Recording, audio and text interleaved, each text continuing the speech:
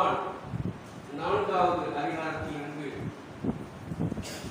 ஒரு பெண்மணியை குறித்து நாம் தியானிக்க கேட்கிறோம். இந்த பகுதியை 6ஆம் மணி வேலை என்று சொல்லி நாம் பார்க்கிறோம். 6ஆம் மணி என்று சொன்னால் பகல் 12 மணி வேலை, மத்தியான வேலை. இந்த மத்தியான வேளையிலே ஆண்டவர் யாக்கோபின் கிணற்றிலே அமர்ந்து தண்ணீர் தாகத்தினாலே அங்கே அமர்ந்திருக்கின்றார். இந்த யாக்கோபின் கிணறு எங்கே அமைந்திருக்கிறது என்று சொன்னால் சீகேம் என்று சொல்கிறதான பட்டணத்திலே இந்த கிணறு இருக்கின்றது. இந்த சீகேம் என்கின்ற இந்த ஊருக்கு இன்னொரு பெயர் உண்டு, சீகார் என்கிற பெயரும் உண்டு. இந்த சீகார் என்கிற பட்டணம் எங்கே இருக்கிறது என்று சொன்னால் சமாரியா நாட்டிலே இந்த சீகேம் என்கிற இந்த பட்டணம் இருக்கிறது. அப்படி என்று சொன்னால் இதில் வரக்கூடியதான இந்த பெண்மணிக்கு இந்த பகுதியிலே சொல்லப்படுகிறதான பெயர் என்னன்னா, இந்த பெண்மணிக்கு பேர் கிடையாது, சமாரிய ஸ்திரீ அப்படின்னு சொல்லப்படுகிறது. நான் கொஞ்சம் சற்று வித்தியாசமாக சமாரியா என்கிற பெயரை எடுத்து சீகார் அப்படிங்கிற ஒரு பெயரை கொஞ்சம் வித்தியாசமாக இருக்கணும் அப்படிங்கிறதுக்காக சீகாரின் பெண்மணி அப்படின்னு சொல்லி இன்றைக்கு இந்த செய்தியுடைய தலைப்புக்காக நான் கொடுத்திருக்கிறேன். இந்த யாக்கோபினுடைய கிணற்றினுடைய ஆழம் 75 அடி ஆழம் உள்ள ஒரு கிணறு. இந்த கிணற்றடியில இயேசு கிறிஸ்து தாகம் உள்ளவராக அங்கே அமர்ந்திருக்கின்றார். இயேசு கிறிஸ்து இந்த கிணற்றடியிலே வருவதற்கு உண்டான நோக்கம் என்ன? அது பிதாவினுடைய சித்தம். பிதாவின் சித்தத்தை நிறைவேற்றும்படியாக இந்த கிணற்றின் அடியிலே இவர் உட்கார்ந்திருக்கிறார். கிட்டத்தட்ட 75 அடி ஆழம் கொண்ட 9 அடி அகலம் கொண்டதான ஒரு மிகப்பெரிய ஒரு கிணற்றின் அருகிலே இயேசு கிறிஸ்து அமர்ந்திருக்கிறார். தன்னுடைய தாகத்தை தீர்க்கும்படியாக அந்த கிணற்றின் அருகாமையிலே இயேசு கிறிஸ்து அமர்ந்திருக்கிறார். சீகேம் என்கிற இந்த பட்டணத்திற்கு விசேஷமான காரியங்கள் உண்டு. ஆதியாகமம் 33வது அதிகாரம் 18-19வது வசனத்திலே நீங்கள் வாசிக்கிறீர்கள் என்று சொன்னால் இந்த கிணற்றை அந்த நாளிலே அவர்கள் விலை கொடுத்து வாங்கினார்கள் என்று சொல்லி அங்கே வாசிக்கிறீர்கள்.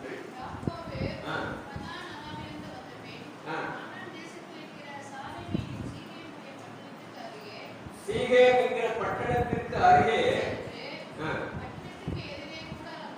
கூடாரம் போட்டு அங்கே தங்கி வாசம் பண்ணினான்.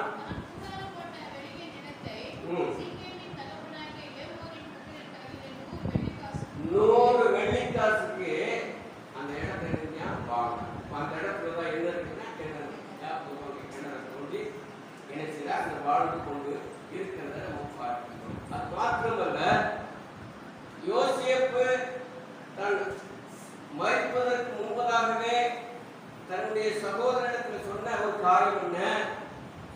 நீங்க இந்த எகிப்து தேசத்தை விட்டு புறப்பட்டு போகும் பொழுது என்னுடைய எலும்புகளை எடுத்து போய் இந்த சீகேம்ல தான் புதைக்கணும், அடக்கம் பண்ணணும் அப்படின்னு சொல்லிட்டு யோசேப்பு சொல்கின்றான். சரிங்களா? அது மாத்திரமல்ல, யோசேப்பினுடைய புத்திரருக்கு, யோசேப்பினுடைய குமாரர்களுக்கு இந்த சீகேம் பட்டணம் சுதந்திரமாக கொடுக்கப்பட்ட ஒரு இடம் என்பது வேதம் சொல்கிறது. சரிங்களா? அப்போ இந்த இடத்திற்கு ஒரு நல்ல ஒரு பெயர் உண்டு. பாவத்திற்கு விலகினவன் அல்லது சபைக்குரியவன் அல்லது கிணறு அல்லது சபை என்றெல்லாம் இதை குறித்து சொல்லப்பட்டு கொண்டு வருகிறது. ஆராய்ச்சியாளர்கள் இப்படியெல்லாம் என்ன செய்றாங்க, சீகம் என்கிறதான இந்த பதத்திற்கு இப்படியெல்லாம் என்ன செய்றாங்க, அவங்க அர்த்தம் கண்டுபிடித்து சொல்லுகிறதை பார்க்கிறோம்.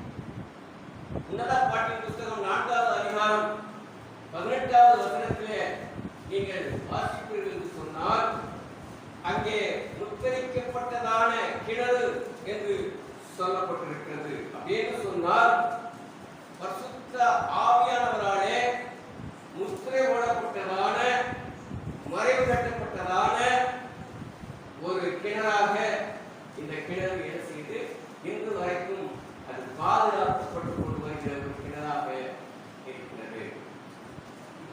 இந்த கிணறு சபைக்கு ஒப்பிட்டு சொல்லப்படுகிறது.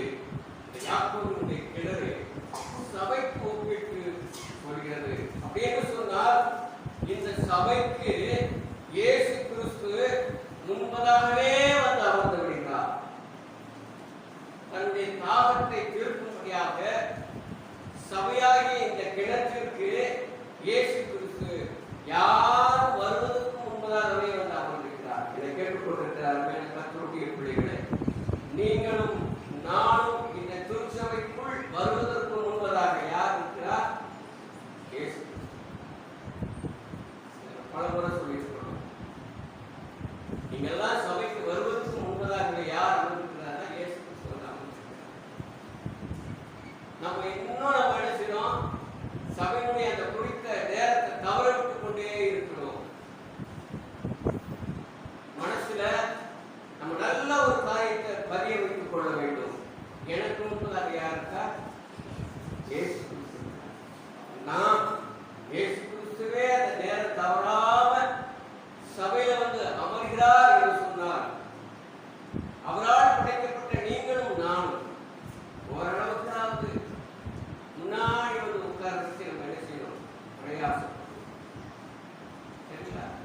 அதுதான் பரிபூர்ணமான ஆசீர்வாதத்தை நேரத்தில் இருந்து நம்ம என்ன செய்யணும், வாங்கிப்போம். இயேசு கிறிஸ்து தன்னுடைய தாகம் தீர்க்க முடியாத முன்பதாக ஒன்று. என்ன அவருக்கு தாகம்? ஆத்துமாக்களை அவர் ரட்சிப்புக்குள்ள கொண்டு வரணும். அப்போ சபைக்கு வருகிறவர்களை ஆண்டவர் ரட்சிப்புக்குள்ள வழி நடத்த முடியாத அவர் ஆயத்தமா முன்னாடியே வந்து உட்கார்ந்துட்டார். அப்ப ரட்சிப்பை பெற்றுக்கொள்ள நாமும் அதை இன்னும் தாமதப்படுத்தி கொண்டே இருக்கிறோம். அதனாலதான் கொத்திற்கு பவுல் எழுதும் பொழுது இன்றைக்கே ரட்சணிய சொல்றாங்க. இது அனுக்கிரக காலம், இது ரட்சணிய காலம், இது ரட்சிப்பின் நாள், இது கிருபை நாள், இதை நீங்கள் பயன்படுத்திக் கொள்ளுங்கள் என்று சொல்லி பவுல் பொது சபைக்கு எழுதும் பொழுது இந்த வார்த்தையை அவர் எழுதுகிறார். அப்போ இன்னைக்கு நாமும் இந்த ரட்சிப்பை தவறவிட்ட மக்களாக என்ன செய்யணும், வாழ்ந்து கொண்டிருக்கிறத நம்ம பார்க்கிறோம். ஆண்டவர் ஒரு மணமகனாக அவர் முன்னாடி வந்து அமர்ந்திருக்கிறார். திருமணத்தில் நீங்க பார்த்தீங்கன்னு சொன்னா பெண் வருவதற்கு முன்பதாக யார் அமர்ந்திருப்பா? அப்படித்தான் அதுக்கப்புறம் பெண்ணை அதுதான் இங்க நடக்குது. மணவாளன் வந்து திருச்சேவையில் முன்னாடி உட்கார்ந்துட்டார். யாருக்காக அமர்ந்திருக்கிறார்? மணவாட்டிக்காக. இப்ப நேரத்தில் மணவாட்டி வந்துருவா. அந்த மணவாட்டியோடு கூட அவர் இணையும்படியாக அமர்ந்திருக்கிறார். இயேசு கிறிஸ்து அதே போல இந்த கிணற்றினடியிலே, அதாவது சபையிலே அவர் முன்கூட்டியே தன் மணவாளியை சந்திக்கும்படியாக தன் மணவாளியோடு கூட ரட்சிப்பு என்கிறதான அந்த உறவை ஏற்படுத்தி நித்திய ஜீவனுக்குள், நித்திய வீட்டுக்குள் அழைத்து செல்லும்படியாக அவர் முன்கூட்டியே வந்து நினைக்கிறாரு, அமர்ந்திருக்கிறார் என்பதை நம்ம பார்க்க வேண்டும். இந்த சீகேம் என்கிறதான இந்த பட்டணம் ஆபிரகாமுக்கு தரிசனம் கிடைத்த ஒரு இடம். ரொம்ப விசேஷித்தமான இந்த இடம், இந்த சீகேம் பட்டணம் ரொம்ப விசேஷித்தமானது. ஆபிரகாமுக்கு தரிசனம் கொடுக்கிறார் ஆண்டவர். அந்த இடத்துல அவர் தரிசனம் கொடுத்து அவருடைய சந்ததியை பெருக பண்ணுவேன் என்று சொல்லக்கூடிய ஒரு விசேஷித்த இடம் தான் இந்த சீகேம் என்கிறதான இடம். 12வது அதிகாரத்துல 6-7 வசனங்களை நீங்க என்ன செய்ய முடியும், உங்க வீட்டுல போய் வாசித்துக் கொள்ளுங்கள், நீங்க வாசிக்க முடியும். அப்படின்னு சொன்னால் ஆபிரகாம் இடத்துல விசுவாசத்தினுடைய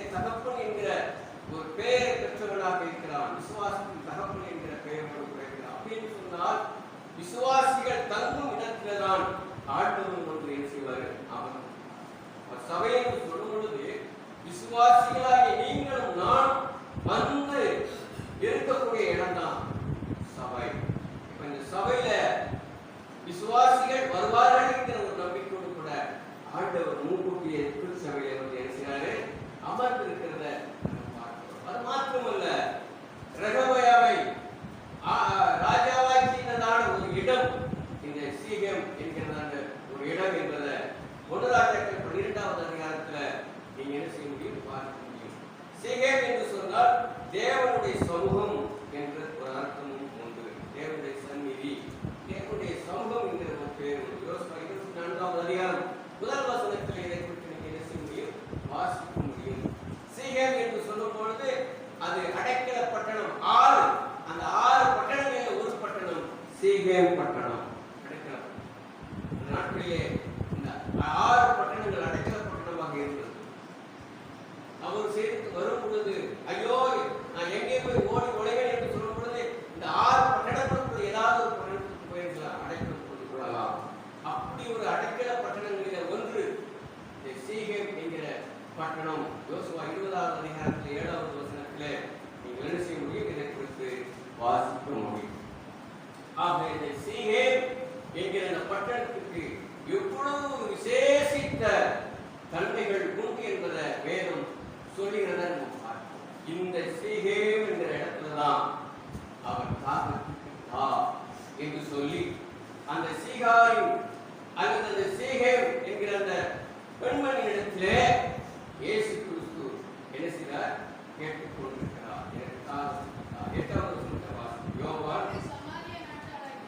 அப்பொழுது சமாரிய நாட்டாளாகிய ஒரு ஸ்திரீ தண்ணீர் மொள்ள வந்தாள். இயேசு அவளை நோக்கி தாகத்துக்கு தா என்று பேசினார்கள். இந்த இடத்துல இந்த தண்ணீர், அதாவது யாக்கோபின் கிணற்றில் இருக்கிறதான இந்த தண்ணீர் இயேசு கிறிஸ்துவினுடைய தாகத்தை தீர்க்குமா? நம்ம ஒரு கேள்வி போடணும். ஏன் என்று சொன்னால் இந்த உலகத்திலே நீர் நிலைகளை உண்டாக்கினவர் ஆண்டவர் கடவுள். வானத்தையும் பூமியும் உண்டாக்கி சமுத்திரத்தையும் உண்டாக்கினவர் இந்த ஆண்டவர். மேகத்தை உருவாக்கி அந்த மேகத்தினை திரளான தண்ணீர்களை படைத்தவர் ஆண்டவர். இவ்வளவு காரியத்தையும் உருவாக்கின இந்த ஆண்டவர் எனக்கு தாகமாக இருக்கிறது, தண்ணீர் தா என்று சொல்லி ஒரு ஸ்திரீ இடத்திலே வந்து இருக்கிறார். தண்ணீர் கேட்டுக் கொண்டிருக்கிற ஒரு காரியத்தை இந்த இடத்தில் நம்ம பார்க்கிறோம். உண்மையிலே இந்த ஸ்திரீ யார் அப்படின்னு சொன்னால் அவள் ஒரு விபச்சார தொழில் செய்கிற ஒரு பெண்மணி. அதுவும் இவள் ஒரு சமாரிய பெண்மணி. யூதர்களுக்கும் சமாரியர்களுக்கும் பல ஏற்றத்தாழ்வுகள் உண்டு. யூதர்கள் என்று சொன்னால் பெரிய ஜாதியை கொண்டவங்க. இந்த சமாரியர்கள் ரொம்ப கீழ் ஜாதியினர். இந்த சமாரியாவை கண்டாலே இந்த யூதர்களுக்கு ஆகாது. தீர்த்து அவுஸ்து என்று சொல்லக்கூடிய நிலைமையிலே இந்த சமாரியர்கள் இருந்தார்கள். இந்த இடத்துல இந்த சமாரிய ஸ்திரீக்கு தான் ஆண்டவர் தாகத்துக்கு தா என்று சொல்லி கேட்கிறார். வேதம் சொல்கிறது மத்தேயு சுவிசேஷம் 25வது அதிகாரம் 41 நீங்கள் வாசிக்கிறீர்கள். என்னமா 2 ஸ்திரீகளா எங்கே பறித்து கொண்டிருப்பார்கள், கைவிடப்படுவாள். உங்கள் ஆண்டவர் இந்த நாளிலே வருவார் என்று அறியாதிருக்கிறபடினாலே திருடன் இந்த ஜாமத்தில் வருவான் என்று வீட்டஜமான் அறிந்திருந்தால் அவன் விழித்திருந்து தன் வீட்டை கண்டவிட விட்டான் என்று அறிவீர்கள். நீங்க நினைக்காத அந்த நேரத்தில் வருவார். நீங்க ஆயத்தமாக இருங்க. ஏற்ற வேளையிலே தன் வேலைக்காரருக்கு போஜனம் கொடுத்து அவர்களை விசாரிக்கும்படி எஜமான் வைத்த உண்மையும் வேலையுள்ள ஊழியக்காரன் யாரும் நீங்க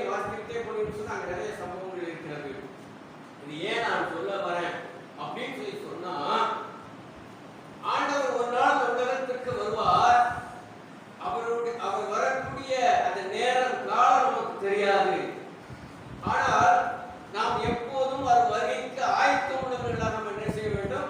இருக்க வேண்டும். இங்கே நாம் தியானிக்க போற காரியம் என்ன அப்படின்னு சொன்னால், மிகவும் சிறியவர்களாகிய இவர்களில் ஒருவனுக்கு நீங்கள் எதை செய்தீர்களோ அது எனக்கே செய்தீர்கள் என்று சொல்லி பின்னாடி வரக்கூடிய அந்த வசனங்கள் என்ன செய்து சொல்கிறத இங்க நம்ம பார்க்க முடியும் இல்லையா? 45வது வசனம்.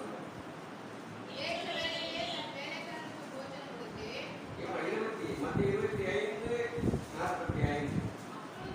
அப்பொழுது அவர் அவர்களுக்கு பிரதியுத்தரமாக, மிகவும் சிறியவர்களாகியவர்களில் ஒருவனுக்கு நீங்கள் எதை செய்தீர்களோ அதை எனக்கே செய்கிறேன் என்று மெய்யாகவே உங்களுக்கு சொல்லுகிறேன். அப்போ இங்கே ஒரு சமாரிய ஸ்திரீ மேல் ஜாதியா இருக்கிறதான இயேசு கிறிஸ்துவிடத்தில் வந்து நிற்கின்றார். இயேசு கிறிஸ்து அவரிடத்துல தண்ணி கேட்கிறார். அதுதான் நான் சொல்ல வரேன். இந்த சிறியவர்களுக்கு நீங்க என்ன செய்தீர்களோ எனக்கே செய்தீர்கள். ஆண்டவர் வலியுறுத்துவது என்ன? நம்மளை காட்டிலும் வறியவர்களாக இருக்கிறதான, எளிமையாக இருக்கிறதான, ஒன்றுமே இல்லாத ஒரு சூழ்நிலை இருக்கிறவர்களாக இவர்களுக்கு நாம் உதவி செய்ய கற்றுக்கொள்ள வேண்டும், நன்மை செய்யும். ஆண்டவருடைய நோக்கம் இந்த இடத்துல என்ன? இந்த சமாரிய ஸ்திரீக்கு நான் ஒரு உதவியை செய்ய வேண்டும், இந்த சீகர் பெண்மணிக்கு நான் ஒரு நன்மையை செய்ய வேண்டும் என்கிற அந்த நோக்கோடு கூட இயேசு கிறிஸ்து முன்கூட்டியே அந்த கிணற்றின் அருகே வந்து அமர்ந்திருக்கிறார். ஆகினால்தான் அந்த ஸ்திரியை அவர் கொஞ்சம் கூட ஒதுக்கி விடாமல் எனக்கு தண்ணி தான். நான் சிறுபடியா அழகாபுரியில இருக்கின்ற பொழுது, அந்த அழகாபுரியில கிழக்கு பக்கம் நம்ம ஆளுங்க இருப்பாங்க, மேற்கு புறத்துல தேவர்கள் இருப்பாங்க. அந்த நாட்களில ஏதாவது டீ சாப்பிடணும் அல்லது ஒரு இட்லி சாப்பிடணும் அப்படின்னு சொன்னா அந்த மேற்கு புறத்துல தான் போய் சாப்பிடும். இப்போ நீங்க அங்க போனீங்கன்னு சொன்னா கூரையில ஒரு அலுமினிய டம்ளர் இருக்கும், அதுக்கு சரக்கு தெரியுங்களா, போட்டாங்க தேங்காய் அந்த ரெண்டு கூரையில வச்சிருப்பாங்க. நம்ம போய் டீ கேட்டோம்னு சொன்னா அந்த டம்ளர்ல தான் சொல்லுவாங்க, கூரையில இருந்து எடுத்து என்ன செய்வாங்க, அந்த டம்ளர் இல்லாட்டி நம்ம டிஃபன் சாப்பிட போகணும் அப்படின்னு சொன்னா அங்க எல்லாம் சாப்பிட்டு இருப்பாங்க. நம்மள ஒரு ஓரத்தில் உட்கார வச்சு என்ன செய்வாங்க, நம்மளை கவனிப்பாங்க. நான் சொல்றது கோயில எங்க அண்ணன் ஒருத்தர் உட்கார்ந்துருக்காரு, நீங்க அவருக்கு இன்னைக்கு அந்த நிலைமையில மாறிடுச்சுங்க, மாறிடுச்சு. அப்போ ஆண்டவர் இந்த இடத்துல அந்த ஸ்திரியை சமுதாயம் ஒதுக்கி தள்ளினாலும் ஆண்டவராக இயேசு கிறிஸ்து அவரை ஒதுக்காதபடிக்கு, ஏமா கொஞ்சம் தண்ணி கூட எனக்கு தாப்பமா இருக்கிறது சொல்லி என்ன செய்யறாரு, அவர் கேட்கிறார். ஒரு நல்ல ஒரு பதில் தண்ணி கேட்ட உடனே அவள் ஒரு பதில் சொல்கிறத இங்கே நம்ம பார்க்க முடியும். எடுத்துக்கோங்க 4வது அதிகாரத்தை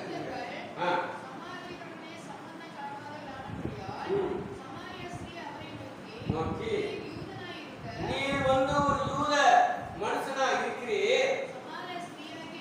நான் ஒரு சமாரிய பெண்ணா இருக்கிறேன்னு நீங்க வந்து எனக்கு தண்ணீர் கேட்கலாமா?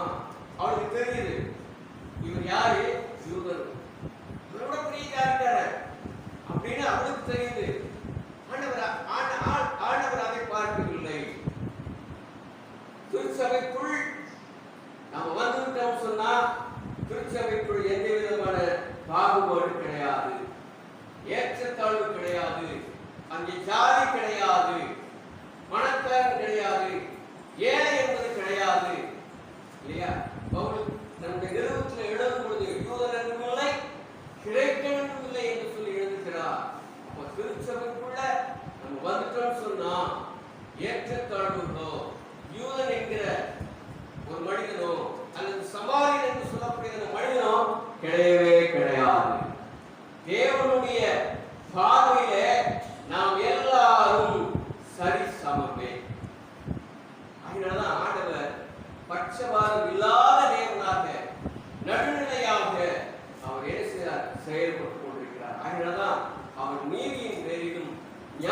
பேரிலும் கொல்லத்தையும் கொண்ட ஆண்டவர்.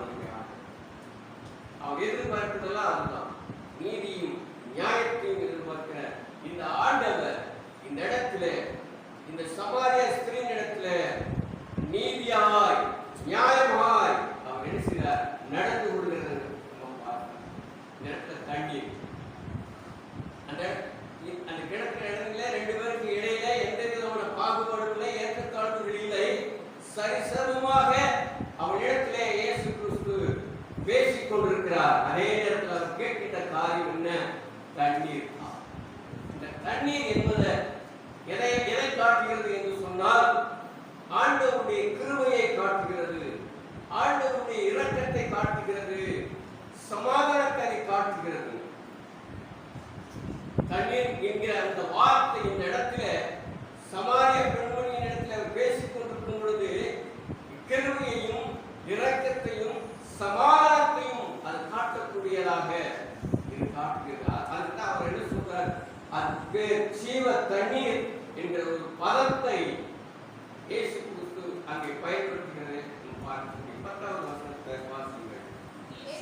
இயேசு அவளுக்கு பிரதியுத்தரமாக, நீ தேவனுடைய ஈவையும் தாகத்துக்கு தாய் என்று உன்னிடத்தில் கேட்கிறவர் என்னார் என்பதையும் அறிந்திருந்தாயானால் நீயே அவரிடத்தில் கேட்டிருப்பாய், உனக்கு ஜீவ தண்ணீரை தெரியாது.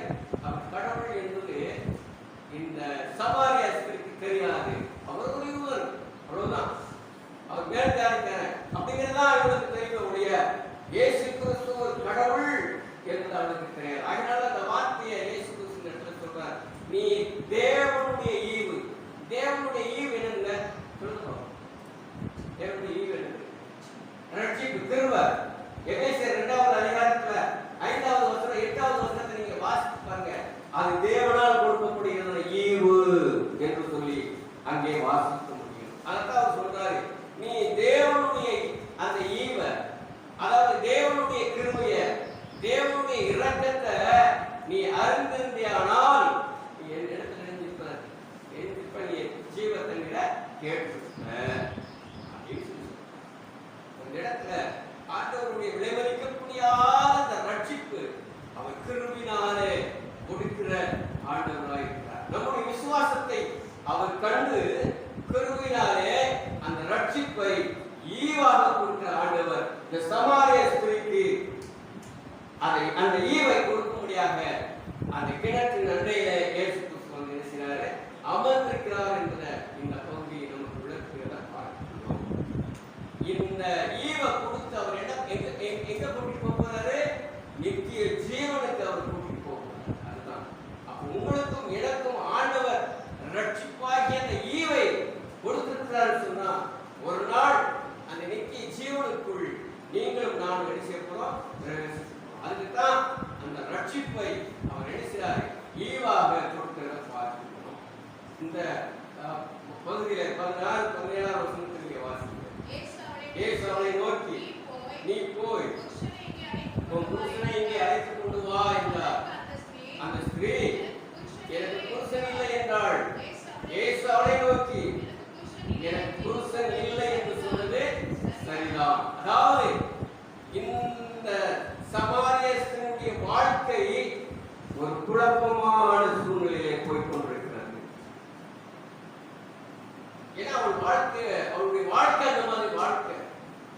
இன்னைக்கு என்ன நடக்கும், நாளைக்கு என்ன நடக்கும், அதுக்கு அடுத்த நமக்கு என்ன நடக்கும் என்று அவளுக்கு தெரியாது. அவள் நினைக்கும் போதெல்லாம் ஒரு மனிதனை தனக்கு புருஷனாக நியமித்துக் கொள்வாள். ஏன்னா அவள் தொழில் அந்த மாதிரியான ஒரு தொழிலா இருக்கிறதுனால அவருடைய வாழ்க்கையே ஒரு குழப்பம் நிறைந்த ஒரு வாழ்க்கையாக செஞ்சது இருந்தது என்பதை இங்கே பார்க்க முடிகிறது. அந்த இடத்துல எங்க பேசிக்கொண்டிருக்கிறவர் யார் என்பதை அவள் அறியாமல் பேசிக்கொண்டு இருக்கிற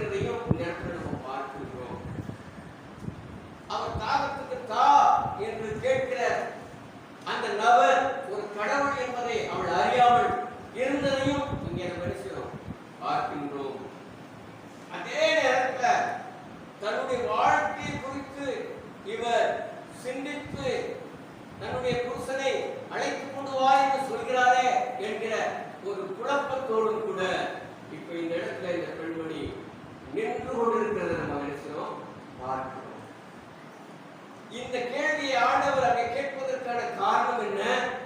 அவருடைய குழப்பத்திற்கு ஒரு விடையை கொடுக்கும்படியாக, ஒரு பதிலை கொடுக்கும்படியாக இந்த கேள்வியை அந்த சமாரியத்தினிடத்துல ஆண்டவர் கேட்கின்றதை பார்க்கிறோம்.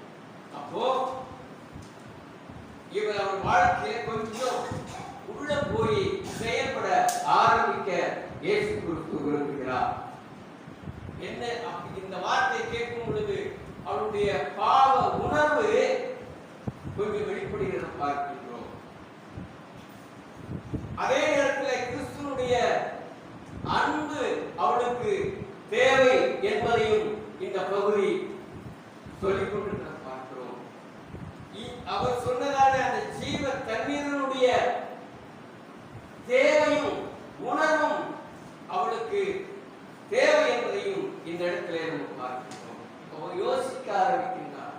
ஏன் இந்த மனிதர் தன்னுடைய புருஷனை அழைத்து வரும்படியாக சொல்கிறாரே என்று சொல்லி அவர் யோசிக்கும் பொழுது இன்னும் அவளுக்குள் குழப்பங்கள் அதிகரிக்கின்றது. அவன் சொன்ன பதில் என்ன? எனக்கு புருஷன் இல்ல. 17 வருஷத்துல நம்ம வாசிக்கிறோம், எனக்கு புருஷன் இல்ல அப்படின்னு சொல்றாரு. 18ல இயேசு கிறிஸ்து சொல்றாரு, ஆமா உள்ளபடி சொன்ன, நீ போய் பேசல, உள்ளத உள்ளபடி என்ன செஞ்ச, நீ சொன்னா. வசனத்துல நம்ம வாசிக்கலாம். மத்தேயு சுவிசேஷம் 5வது அதிகாரம் 37வது வசனம்.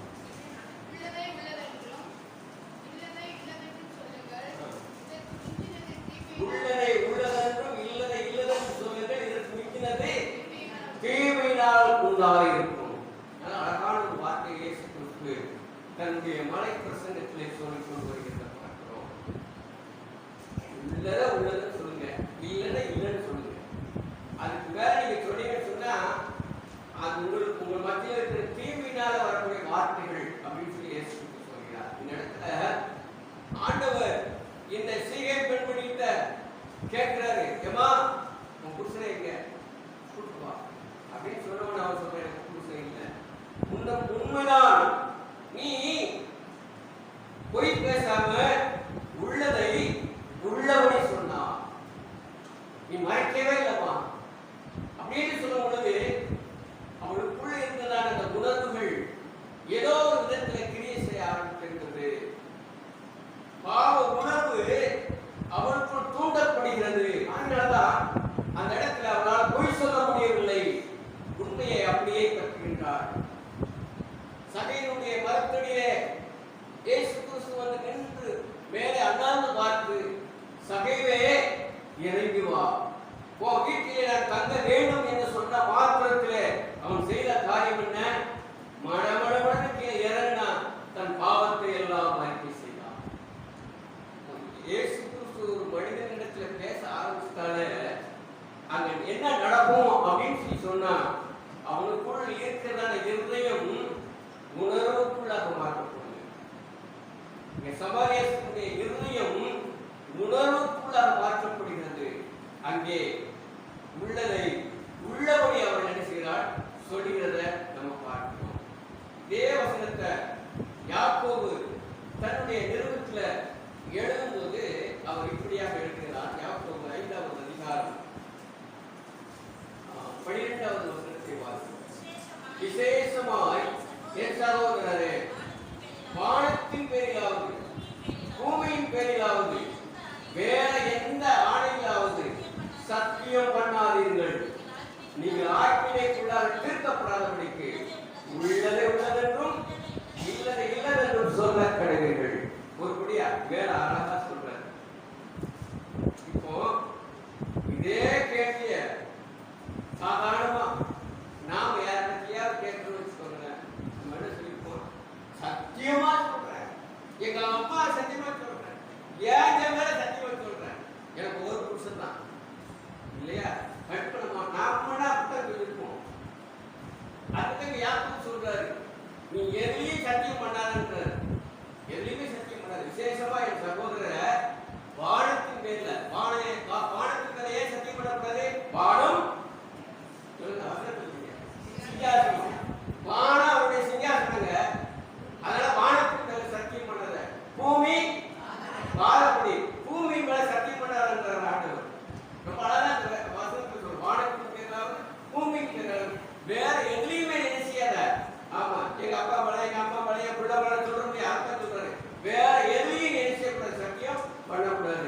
நீ அப்படி பண்ணினா உனக்கு ஆக்கினை தண்டனை இருக்கிறார். இந்த தண்டனைக்கு தப்பித்து கொள்ளணும் அப்படின்னு நீ சொன்னா உள்ளதை உள்ளதென்றும் இல்லதை இல்லதென்றும் இருக்கிறதா அப்படி சொல்லு, ஏன் மறைக்கிற அப்படின்னு யாக்கோபு செய்றாரு சொல்கிறார். அப்படி நேரத்துல சமாரியா ஸ்திரீ இயேசு கிறிஸ்து கேட்ட மாத்திரத்துல உள்ளதை உள்ளபடி சொல்கிறத பார்க்கிறோம். அவளுடைய பாவ உணர்வு அங்கே கிரியை செய்கிறது. இப்போ அவள் கொஞ்சம் குழப்பம் நீங்கினவளாக அங்கே மாறினதை பார்க்கிறோம். அதாவது கண்கள் திறக்கப்பட்ட ஒரு நிலையிலே அந்த சீகாரின் பெண்மணி இருக்கிறதை நம்ம பார்க்கிறோம். ரட்சிப்பினுடைய மையம் தான் இந்த தண்ணீர். ஆண்டவர் இந்த இடத்துல தண்ணீரை பயன்படுத்துகிற ஒரு நோக்கம் இவளுக்கு எப்படியாவது ரட்சிப்பை உள்ளே புகுத்திவிட வேண்டும் என்ற நோக்கத்தில் தான் அவர் இந்த தண்ணீரை குறித்து இயேசு கிறிஸ்து பேசுவதை நம்ம பார்க்கிறோம். இந்த தண்ணீர் தேவன் கொடுக்கிறதான ஒரு மிகப்பெரிய ஈவு. இதை நீ போய் காசு கொடுத்து வாங்கணும்னு அவசியமே கிடையாது. அது தேவனால் கொடுக்கக்கூடியதான விலை கிரயமற்ற நிபந்தனையற்றதான ஒரு மிகப்பெரிய பரிசுதான் இந்த ரட்சிப்பு. இந்த ரட்சிப்பு ஆண்டவர் உங்களுக்கும் எனக்கும் இலவசமாய் கொடுத்திருக்கிறார். எசேயா 55வது அதிகாரத்தில் சொல்வாரு, ஓ தாகமாய் இருக்கிறவர்களே, வாசிங்க எசேயா 55. ஓ தாகமாய் இருக்கிறவர்களே, நீங்க என் தண்ணீர் எண்ணெயில நீங்க வாங்க, பணம் இல்லாதவர்களே நீங்க வாங்கி சாப்பிடுங்க. அவங்க சொல்றாங்க, பணமும் கிடையாது, அதுக்கு திரையும் கிடையாது, இலவசமா வாங்கி சாப்பிடுங்க. ஏயா இந்த ரட்சிப்பை இலவசமா பெற்றுக்கொள்வதற்கு நீங்க எத்தனை பேர் முன் வர மாட்டேங்கிறாங்க இல்லையா? ஆண்டவருடைய வார்த்தைகள் எத்தனை தடவை காதுக்குள் நுழைந்து போகிறது. இந்த காது வருது இப்படி, இந்த காதுக்குள்ள இப்படியும் வருகிறது. கேட்டு கேட்டு கேட்டு இப்படி வாங்குறத இப்படியும், இப்படி வாங்குறத இப்படியும் என்ன செய்யணுமோ விட்டுக்கொண்டே இருக்கிறோம். இலவசமா வருகிறது, பணமும் இல்லை, விலை கிரயமும் கிடையாது. இதை பெற்றுக் கொள்வதற்கு மனிதர்கள் முன்வர்கள். காரணம் இருக்குங்களா? சாத்தானவன் இந்த சத்தியத்தை கேட்கக்கூடாதபடிக்கு அவன் ஒரு தடைக்கல்லாய் இருக்கிறான். அதனால்தான் இந்த ரட்சிப்பை பெற்றுக்கொள்ள முடியாது. ரட்சிக்கப்பட்டவங்க கூட அந்த ஈவனுடைய தன்மையை அனுபவிக்க முடியாதவர்களுக்கு என்ன செய்றாங்க? காணப்படுகிறார்கள். பின்மாற்றம் அடைந்தவருடைய நிலைமை ரொம்ப மோசமானது, அது ரொம்ப கேடு நிறைந்தது என்று சொல்லி யாக்கோபு தன் நிருபத்தில் எழுதுகிறார். அதனால ரட்சிக்கப்பட்டவங்க தன்னுடைய ரட்சிப்பை காத்துக் கொள்ள வேண்டும். அது விலைமதிக்க முடியாத அந்த ரட்சிப்பை நீங்கள் நான் என்ன செய்யணும்? காத்துக் கொள்ள வேண்டியது அவசியம். ஒரு மனிதனுக்கு தண்ணீர் என்பது ரொம்ப ரொம்ப அவசியமானது. ஒருவேளை சாப்பாடு கூட இல்லாம இருக்கலாம், அந்த தண்ணீர் இல்லாம ஒரு மனிதன் வாழ முடியாது. தண்ணீர் ஒரு இன்றியமையாத ஒரு காரியம் மனிதனுடைய வாழ்க்கை. இந்த தண்ணீர் என்பது ஒரு ஆடம்பரம் கிடையாது. தண்ணீர் ஆடம்பரமா? எல்லாருக்கும் தேவை. பணக்காரனுக்கு ஒரு தண்ணீர், ஏழைக்கு ஒரு தண்ணீர் இருக்குதா? இல்ல. அதே தண்ணி நீ 20 ரூபா கொடுத்து பாட்டு வாங்குற, நானும் 20 ரூபா கொடுத்து பாட்டு தண்ணி வாங்குறேன். அது பணக்கார தண்ணி, ஏழைக்காரன் தண்ணி நான் கடை வச்சுக்கிட்டு இருக்கிறான். தண்ணி எல்லாருக்கும் பொதுவானது, புரியுங்களா? அது எல்லாருக்கும் அவசியமானது, அத்தியாவசியமானது. இதில் ஏற்றத்தாழ்வு தண்ணி இருக்கு. அதேதாங்க ரட்சிப்பு என்பது எல்லாருக்கும் உரியது. பணக்காரனுக்கு ஒரு ரட்சிப்பு, எளிமையா இருக்கிறவனுக்கு ஒரு ரட்சிப்பு என்பது கிடையவே கிடையாது. ரட்சிப்ப தேவன் எல்லாருக்கும் கொடுக்கிற ஆண்டவர் தான் நம்முடைய ஆண்டவர். இந்த ரட்சிப்பை எல்லாரும் பெற்றுக்கொள்ள வேண்டும், எல்லாருக்கும் சரிசமம் என்று சொல்லி ஆண்டவர் சொல்கிறார். அதனாலதான் ரட்சிப்பு இல்லாம ஒரு மனுஷன் நித்திய ஜீவன் போக முடியும். தண்ணீர் இல்லாம ஒரு மனுஷன் வாழ முடியும். அவனுடைய ஜீவன் போயிடும். நீ ரட்சிப்பை பெற்றா நித்திய ஜீவன். நீ தண்ணீரை இல்லாம வாழ்ந்தா உன்னுடைய வாழ்க்கை ஜீவன் இல்லாம போயிடும். ஆக ரெண்டுமே மனிதனுடைய வாழ்க்கையில இன்றியமையாத ஒரு காரியமாக இருக்கிறது. ஒருத்தருக்கு ஒருத்தர் தண்ணி கேட்கும்போது கொடுக்கணும். அதனாலதான் நம்முடைய பண்பாடும் யூதர்களுடைய பண்பாடு ஒரே மாதிரி. வீட்டுக்கு வந்தவங்களுக்கு முதல்ல கொடுப்பாங்க. இன்னைக்கு வரைக்கும் பாருங்க, யூதருக்கு அதே தான் உண்டு. நமக்கும் அந்த தமிழனுக்கும் யூதருக்கு நிறைய ஒற்றுமை. அதெல்லாம் போயிட்டு நிறைய புரியும். அதனால தண்ணீர் ஒருத்தருக்கு ஒருத்தர் பரிமாறப்படக்கூடியதான ஒரு காரியம் என்பதை நம்ம பார்க்கணும் இல்லையா? கண்டிப்பா அது அந்த தண்ணிக்கு வந்து ஏழை பணக்காரனுக்கு தண்ணிக்கு தெரியாது, இவன் வெள்ளையாக்கான தண்ணிக்கு தெரியாது, இவன் கற்பாக்கான தண்ணிக்கு தெரியாது இல்லைங்களா? இவன் வயசானவன் அப்படின்னு கிடையாது, இவன் சின்ன பிள்ளை அப்படிலாம் கிடையாது. எல்லாருக்குமே இந்த தண்ணீர் பொதுவானது. இந்த ரட்சிப்பு, இந்த தண்ணீர் இலவசமா கிடைக்கிறது. ஆனா இலவசமா கிடைக்கக்கூடிய தண்ணியை கூட காசு கொடுத்து வாங்கக்கூடிய அளவுக்கு இன்னைக்கு காலம் ஆயிடுச்சு.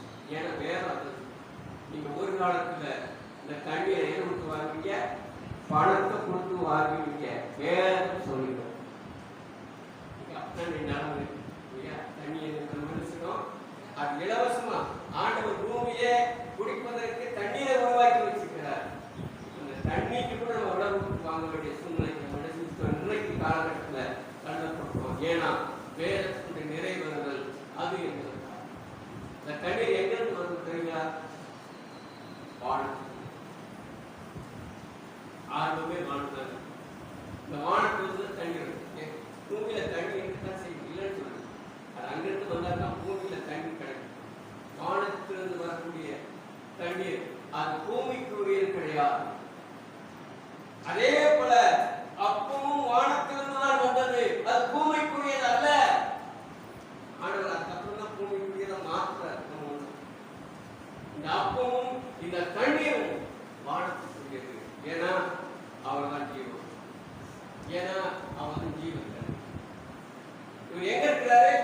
வானத்தில் இருக்கிறார். வானத்திலிருந்து வரக்கூடியதாக அப்பமும் இந்த தண்ணீரும் அது என்றைக்குமே மாறாது.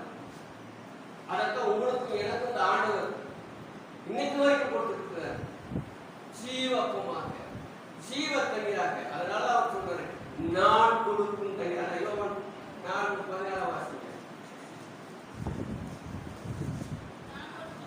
நான் கொடுக்கும் தண்ணீரை குடிக்கிறவனுக்கோ ஒரு காலம் தாகம் உண்டாகாது.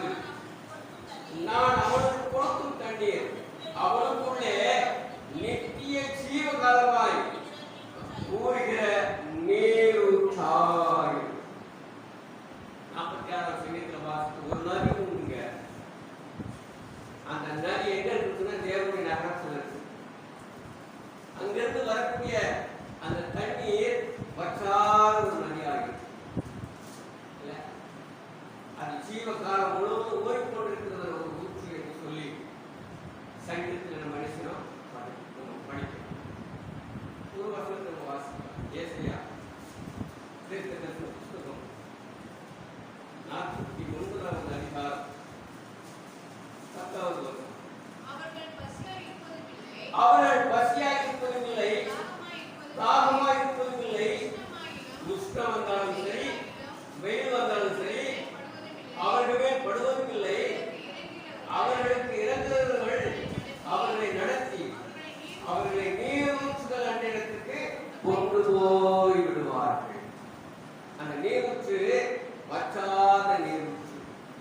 எப்பொழுதும் அந்த நீரூற்றுல தண்ணீர் சுரந்து கொண்டே இருக்கும் இல்லையா? சங்கீதக்காரன் 1வது சங்கீதத்துல எரேமியா 17வது அதிகாரம் 5, 6, 7, 8 வருடங்கள் நீங்க படிச்சீங்கன்னு சொன்னா பாக்கியவான். அவன் தண்ணீர் அண்டே நாட்டப்பட்டதும்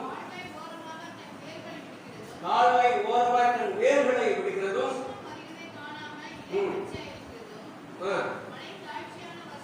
வருஷத்திலும் வருத்தமின்றி தப்பாமல் கடிதத்தவர். இதே தான் சங்கீதத்துல 1வது சங்கீதம் 1-2 இல்லையா? அந்த மனுஷங்க வாசிக்க முடியும். அப்படின்னு சொன்னால் அது நீரூற்று அணையில் நடப்பட்டதான ஒரு மரமாய் இருக்கிறதுனால அவைகள் அந்த நீரூற்று அணையிலே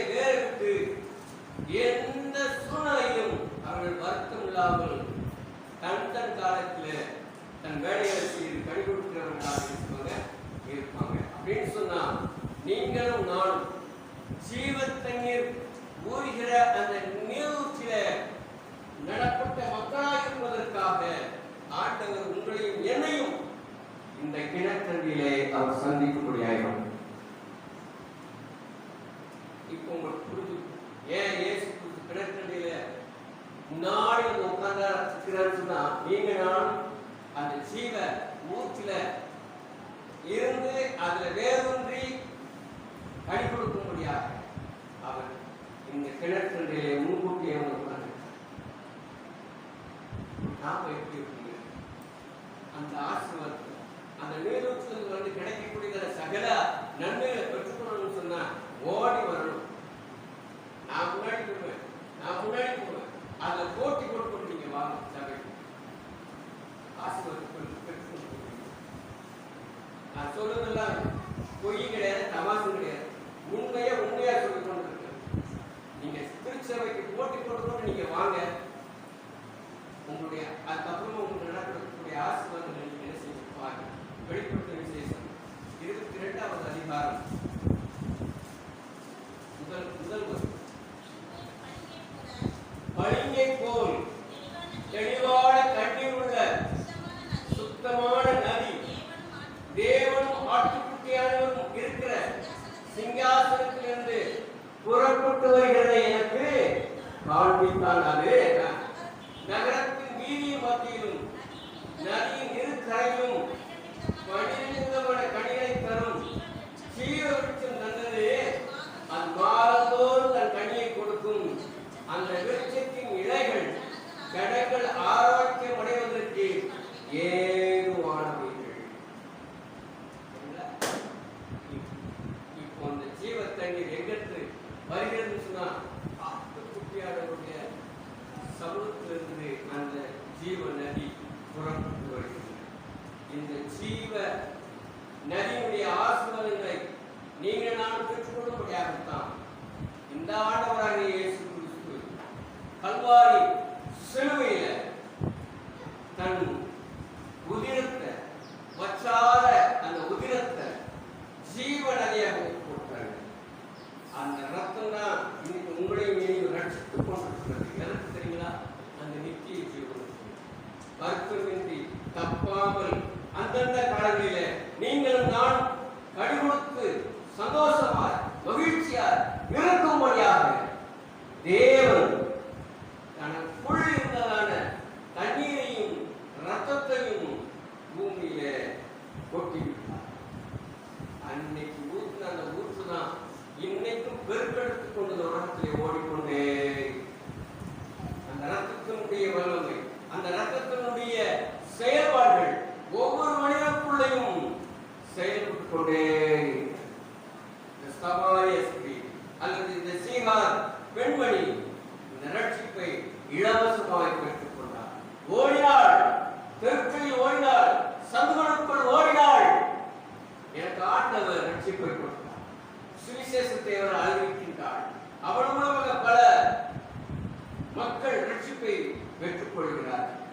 நீங்கள் நான் என்ன செய்து கொண்டிருக்கிறோம்? இலவசமாய் கர்த்தர் கொடுத்த அந்த ஈவாய்